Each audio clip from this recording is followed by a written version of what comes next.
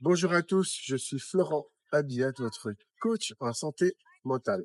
Alors aujourd'hui, je voudrais voir avec vous un sujet prépondérant, très important, c'est comment on s'adresse à son psychiatre, comment on parle avec son psychiatre, parce que c'est un sujet vraiment important. Ça m'a beaucoup manqué, notamment quand j'étais hospitalisé et puis après mon hospitalisation. C'est-à-dire que moi, de mon côté, bah, je disais rien, on me demandait si ça allait bien. Mon psychiatre me demandait si ça allait bien. Je lui disais oui, tout va bien pour avoir mon traitement le plus vite. Et puis après, je passais à autre chose, j'avais mon traitement et je partais.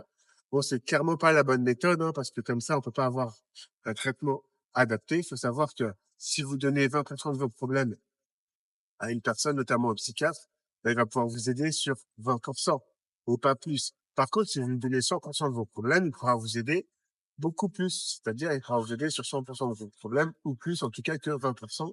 Ça, c'est sûr. Donc, n'hésitez pas à vous ouvrir, à parler, à discuter, à ne pas minimiser vos symptômes. Il faut pas avoir honte parce que le psychiatre, il n'est pas là pour vous juger, il est là pour vous aider. Donc, soyez clair, soyez précis quant à vos symptômes. Si vous avez de la paranoïa, dites-le. Si vous avez des voix dans la tête, dites-le. Si vous avez des hallucinations, dites-le également. Tous les symptômes que vous avez, il faut le dire.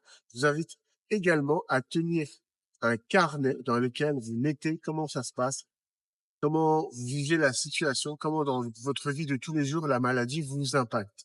D'accord? Donc, tenez un carnet. Vous pouvez également dans ce carnet noter vos progrès à l'issue des séances avec le psychiatre ou la psychiatre. Vous mettez vos progrès. Alors, c'est très bien de tenir un carnet, mais il faut aussi également dire lorsque ça va bien. N'hésitez pas à dire les choses positives qui vous arrivent dans votre vie. Comme ça, le psychiatre pourra voir vos progrès et peut-être adapter le traitement, soit changer la molécule, soit carrément la diminuer.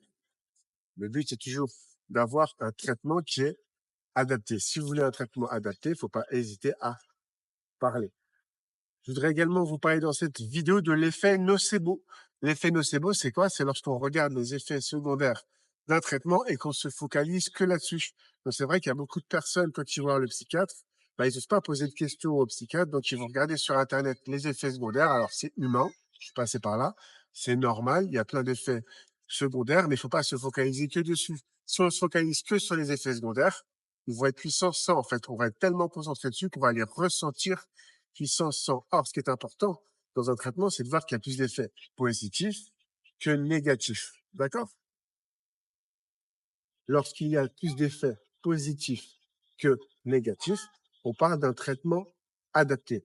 Et c'est pour ça que je vous dis qu'il faut parler à son psychiatre, parce que si vous parlez à votre psychiatre, si vous lui demandez pourquoi ce diagnostic, par exemple, de schizophrénie, il va vous expliquer. Vous pouvez également lui demander pourquoi tel traitement, quels sont les avantages à prendre tel traitement, quels sont les inconvénients. Si vous êtes acteur de votre rétablissement, il faut parler, il faut poser des questions. Il n'y a pas de honte à poser des questions. Je vous le répète, le psychiatre n'est pas là pour vous juger, il est là pour vous aider. Donc, plus vous allez poser des questions, plus vous allez être rassuré et plus vous allez accepter votre traitement ou les solutions également alternatives. Car oui, je vais parler des solutions alternatives à votre psychiatre.